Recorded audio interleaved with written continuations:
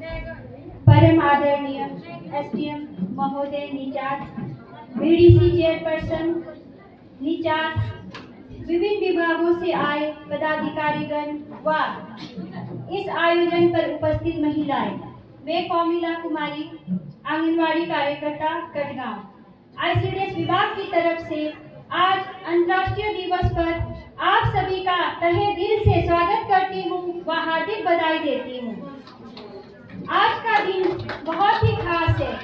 आज 8 मार्च का दिन महिला दिवस के रूप में मनाया जाता है। बहुत ही खास माना जाता है क्योंकि इस दिन, वैसे तो अंतर्राष्ट्रीय दिवस दुनिया भर के कई देशों में मनाया जाता है, यह दिन एक ऐसा दिवस है जब महिलाओं को राष्ट्रीय, जातीय, भाषाई, सांस्कृतिक, आर्थिक व राजनीतिक भेदभाव की परवाह किए बिना उनकी उपलब्धियों के लिए पहचाना जाता है। इसीलिए इस दिन को खास माना जाता है। आज के दौर में हमारे महिलाओं की आर्थिक स्थिति व वैसे आर्थिक स्थिति में दयनीय दशा में सुधार लाने के लिए आज के डेट में जो है तो हमारे जो है तो महिला सशक्तिकरण की आवश्यकता बढ़ गई है। तो मैं आज महिला दिवस, अंतर्राष्ट्रीय महिला दिवस के आज का हर महिला दिवस पर एक ऐसा विषय रखा जाता है। तो आज जो है 8 मार्च 2025 का आज का विषय था कि हमारे महिलाओं को सशक्त बनाना। तो इसके मद्देनजर रखते हुए मैं आप लोगों के समक्ष महिला सशक्तिकरण के उपलक्ष्य पर चंद विचार व्यक्त करना चाहूंगी। महिला सशक्तिकरण का अर्थ क्या है, इसकी आवश्यकता क्यों पड़ी और इसका परिदृश्य क्या है, इस बारे में मैं थोड़े से विचार व्यक्त कर रही हूँ। महिला सशक्तिकरण का अर्थ है महिलाओं को सामाजिक, आर्थिक, राजनीतिक, जातिगत और लिंग आधारित भेदभाव की जकड़ से मुक्त कराना, महिलाओं को जीवन के चुनाव करने की स्वतंत्रता देना। महिला सशक्तिकरण का अर्थ है महिलाओं को देवता बनाना नहीं है, बल्कि इसका अर्थ है पितृ सत्ता की जगह से समानता लाना। इस संबंध में महिला सशक्तिकरण के विभिन्न पहलू हैं, जो कि इस प्रकार है। मानव अधिकार या व्यक्तिगत अधिकार प्रदान करना। एक महिला इंद्रियों, कल्पना और विचारों से युक्त प्राणी है। उन्हें स्वतंत्र रूप से व्यक्त करने में सक्षम होना चाहिए। व्यक्तिगत सशक्तिकरण का अर्थ है बातचीत करने और निर्णय लेने की शक्ति को स्पष्ट रूप से व्यक्त करने और जोर देने का आत्मविश्वास होना। सामाजिक महिला सशक्तिकरण महिलाओं के सामाजिक सशक्तिकरण का एक महत्वपूर्ण लैंगिक समानता को बढ़ावा देना है। लैंगिक समानता से तात्पर्य एक ऐसे समाज से है जिसमें महिलाओं और पुरुषों को जीवन के सभी क्षेत्रों में समान अवसर, परिणाम, अधिकार और दायित्व प्राप्त हो। शैक्षिक महिला सशक्तिकरण, इसका अर्थ है महिलाओं को विकास प्रक्रिया में पूर्ण रूप से भाग लेने के लिए आवश्यक ज्ञान, कौशल और आत्मविश्वास से सशक्त बनाना। महिलाओं को उनके अधिकारों के बारे में जागरूक करना और उन्हें प्राप्त करने के लिए आत्मविश्वास विकसित करना। आर्थिक और व्यवसायिक सशक्तिकरण, इसका अर्थ है महिलाओं के स्वामित्व और प्रबंधन में स्थायी आजीविका के माध्यम से भौतिक जीवन की बेहतर गुणवत्ता लाना। उन्हें मानव संसाधन का महत्वपूर्ण हिस्सा बनाकर अपने पुरुष समकक्षों पर उनकी वित्तीय निर्भरता को कम करना।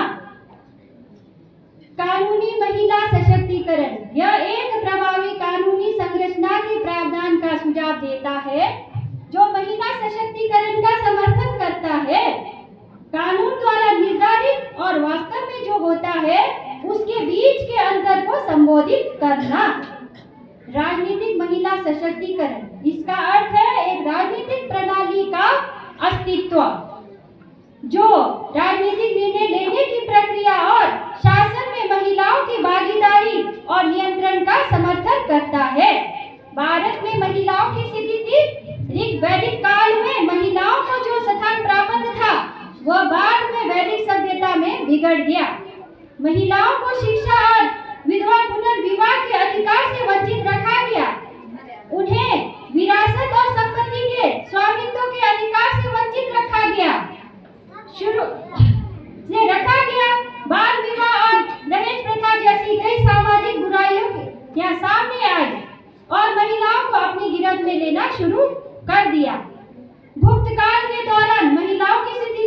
काफी गिरावट आई।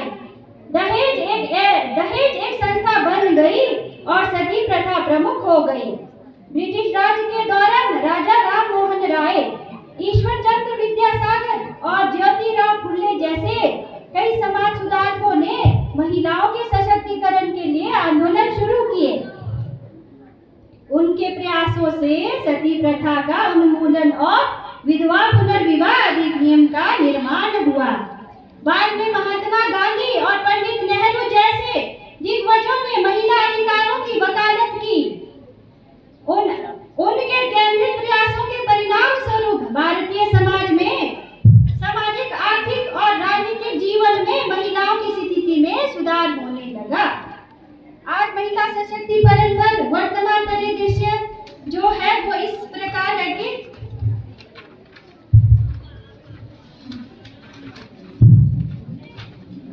हमारे संस्थापकों द्वारा महिला सशक्तिकरण के लिए दिए गए विचारों के आधार पर भारतीय संविधान में कई सामाजिक, आर्थिक और राजनीतिक प्रावधान शामिल किए गए।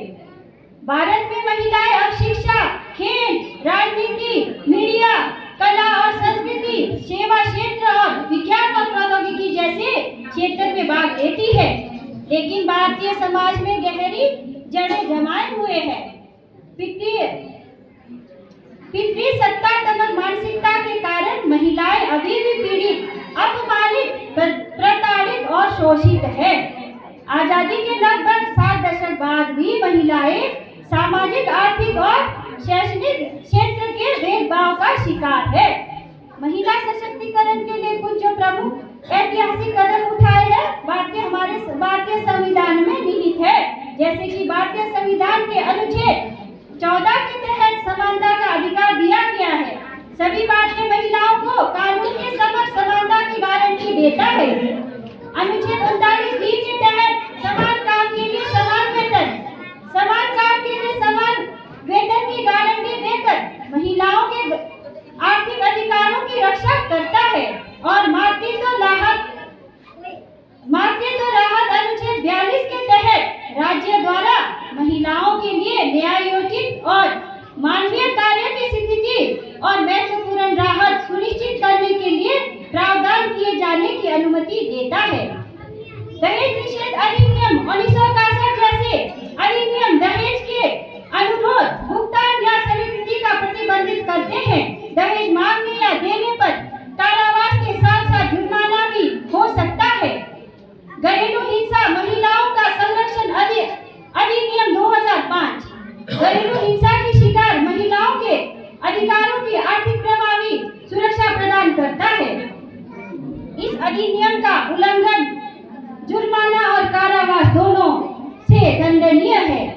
कार्यस्थल पर महिलाओं का यौन उत्पीड़न रोकथाम, निषेध और निवारण अधिनियम 2013 महिलाओं के लिए कार्यस्थल पर एक अनुकूल वातावरण बनाने में मदद करता है।